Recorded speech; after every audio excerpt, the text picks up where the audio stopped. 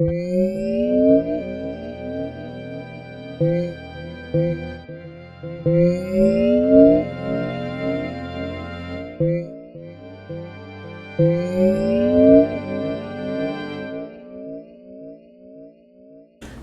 I made cuss, but I don't curse. Let's get that situated first. Y'all wanted another astrology video, right? So here it is.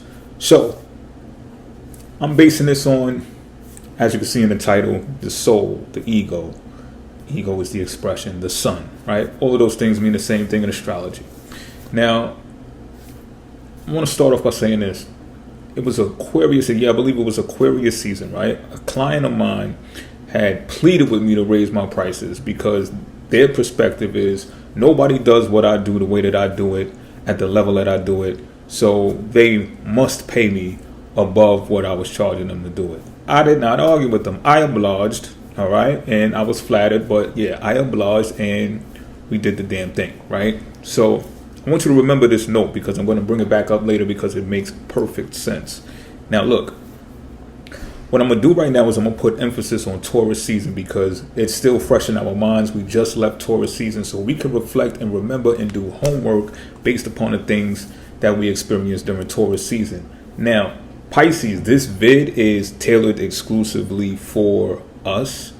However, if you're another sign, you can still follow and you can continue watching. Just know that when I mention the houses and what the house is relative to, that you must switch the house for yourself. So for Pisces, as an example, Taurus is the third house for us. You're going to see how that correlates with the third house when I mention Taurus. You're going to see how Gemini correlates with the fourth house when I mention Gemini.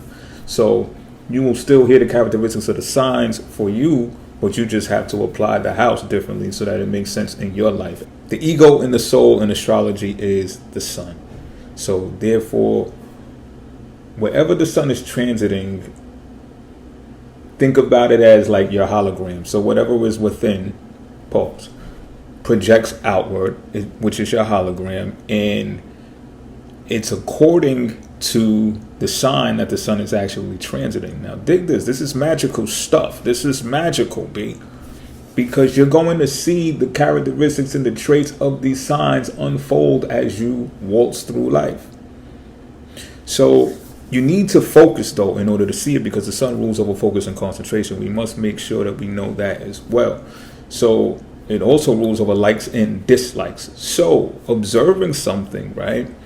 Something you dislike, by the way, is not bad. It's not bad. It actually presents the perfect opportunity to address it.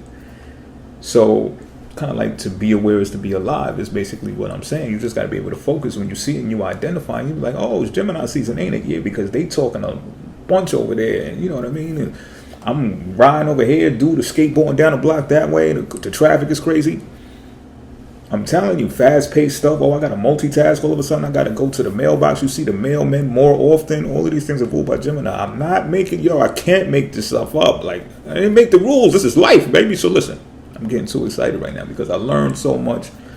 And I'm still learning, and I want to express it to y'all. I just felt like I had to tell y'all. So look, speaking of bad or dislike, right? Taurus gets a reputation for saying no, right? Things that they dislike or things that they're not having or being pessimistic and it's not that they don't boast about the beautiful things or wherever Taurus is in your chart, right? You might have a Taurus ascending, you're beautiful in the face, and I know it, baby, and that's beautiful. We all know it. But you understand what I'm saying, right? It's not that they don't celebrate the beautiful things in life, but it's a given for them because Taurus is all about beauty. It's like the most beautiful sign in the zodiac. So that's a given. Now, I've learned for certain, right? I've learned for certain now that Taurus being a negative sign helps, because in astrology you got positive and negative signs. For those of y'all who just might be first watching your first astrology video, and Taurus is a negative sign.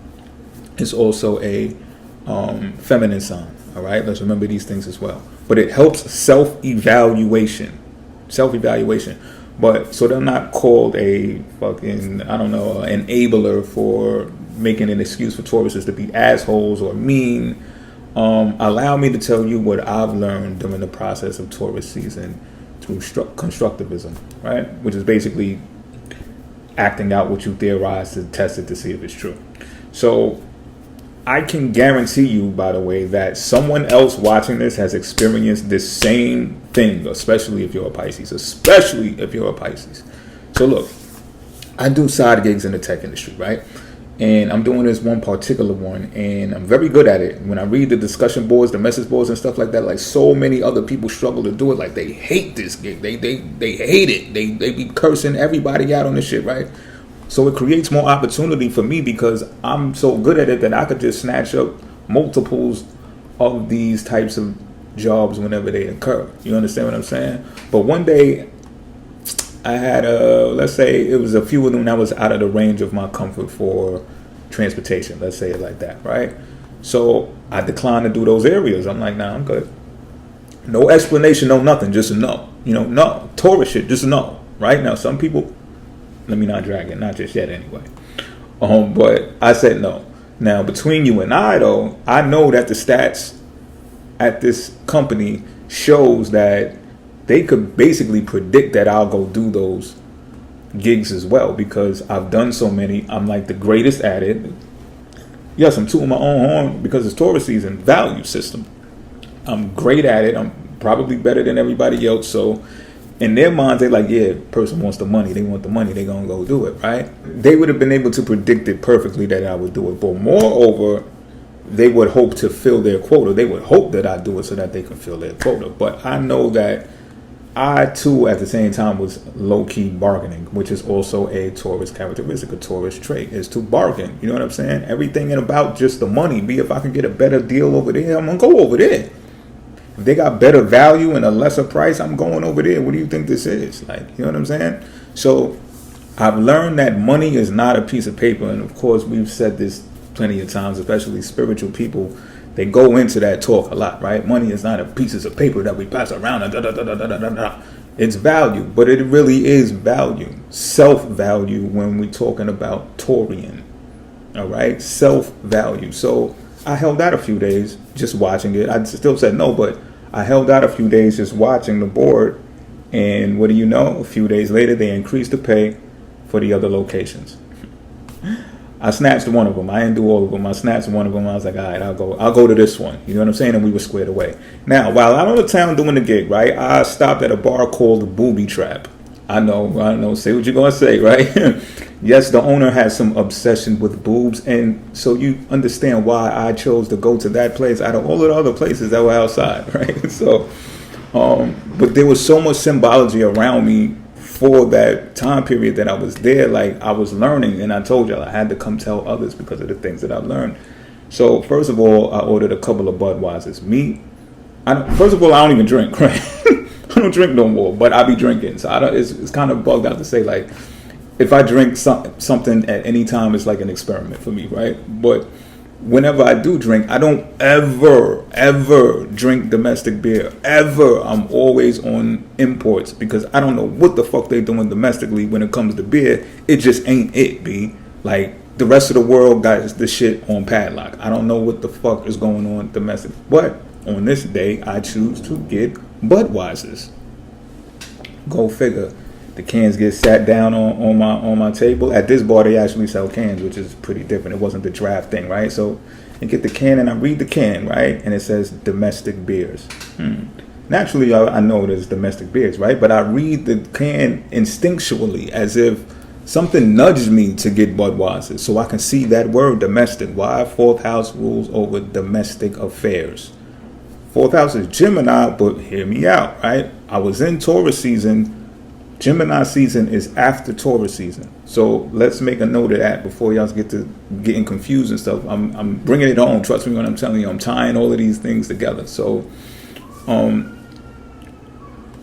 I said, something told me and nudged me to get the Budweiser. I got it. Now, these beers, of course, they were overpriced because I'm at a bar, and of course, they're going to charge you more when you're drinking. The lesson: wouldn't this be more enjoyable if I experienced this at home?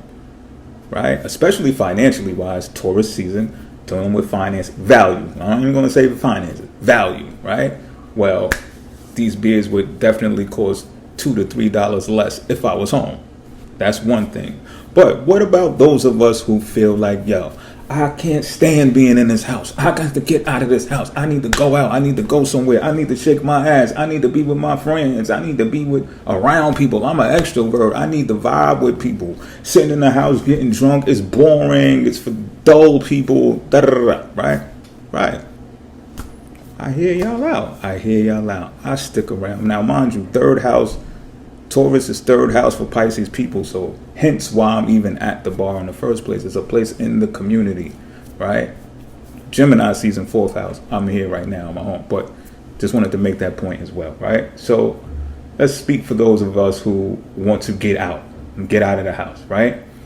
My journey continues. I play the stool furthest away from the door because that's what I do. I'm a Pisces soul, so I'm elusive, and I'm a Virgo ascendant. I like to play the corner and analyze and observe everything, right? So that's what I do.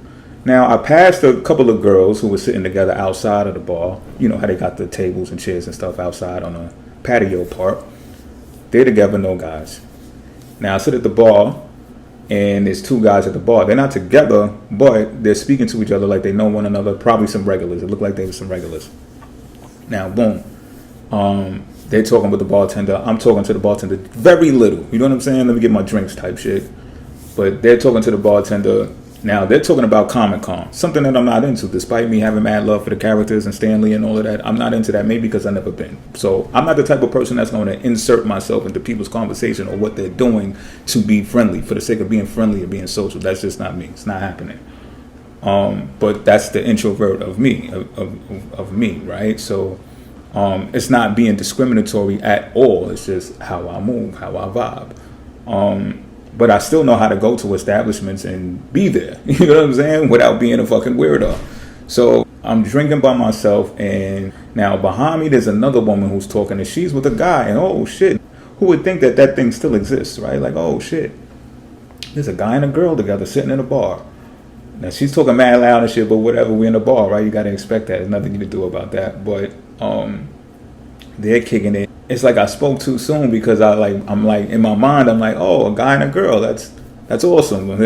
That's almost extinct, right? So as I'm thinking that to myself, a homosexual male couple walks inside of the bar. They order their drinks.